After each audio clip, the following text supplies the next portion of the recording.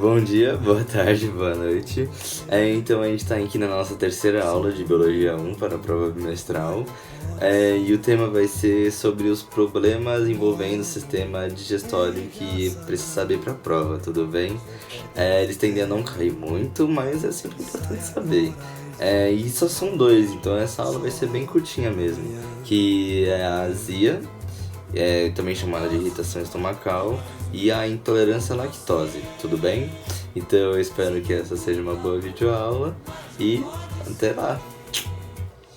Então vamos dar início à videoaula que encerrará o tema de sistema digestório, tudo bem? E ela tratará sobre os problemas digestivos, começando com o primeiro, que na minha opinião é o mais importante, que é a intolerância à lactose.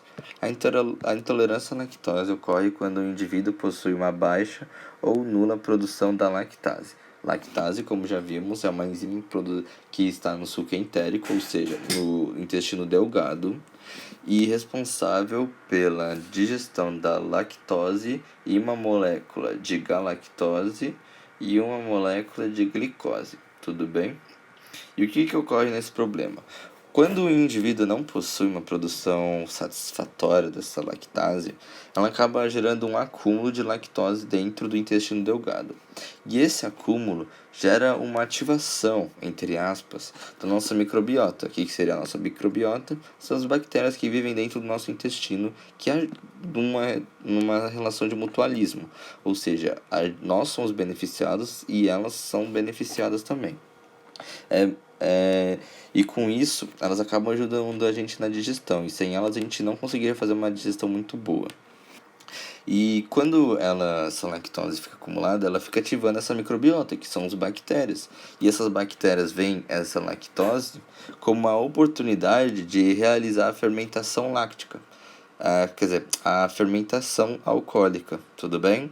Por que elas veem isso? Porque elas veem, bom, isso é alimento pra gente. O que a gente vai fazer com isso? A gente vai pegar essa lactose, digerir ela, pegar a molécula de glicose, tudo bem? E essa molécula de glicose a gente vai usar para fermentação alcoólica. E como a gente aprendeu no primeiro ano, quais são os resultados da fermentação alcoólica, Nicolas? Os resultados da fermentação alcoólica vão ser dois, lembra? CO2 e o etanol. Mas nesse caso, a gente não vai perceber a presença de etanol aqui, tudo bem? Por que não? Porque normalmente o que ocorre de problema nessa intolerância à lactose são basicamente a concentração de CO2 nela e a concentração de ácido pirúvico, porque o ácido pirúvico vem antes desse CO2 do etanol, no processo de fermentação, como vimos. Então, o CO2 e o ácido pirúvico vão causar uma série de problemas para a pessoa, como por exemplo, o CO2, por ser um gás, vai causar uma geração de flatulência, ou seja, a pessoa vai querer peidar muito, e também vai causar um inchaço na pessoa. Já o ácido pirúvico vai desestabilizar o pH do suco entérico, que é um suco que é uma solução alcalina, e assim ele vai tornar ele mais ácido, gerando dores estomacais, tudo bem? Agora vamos passar para o outro. Então, vamos agora falar do último problema digestivo, que é a irritação estomacal, ou também chamada de azia. Esse problema é causado por causa de uma alteração do pH do estômago, normalmente ele ficando mais ácido. Por que isso ocorre? Tem duas causas para isso ocorrer. Uma causa natural e uma causa da sua alimentação. A causa natural é por causa da produção de HCl normalmente, porque a gente produz HCl, porque afinal o HCl é necessário para ativar a pepsina. E quando o nosso estômago ele acaba produzindo muito HCl, o pH dele tende a baixar. E isso pode causar gerações de mal-estar na gente, e até dores na região do abdômen.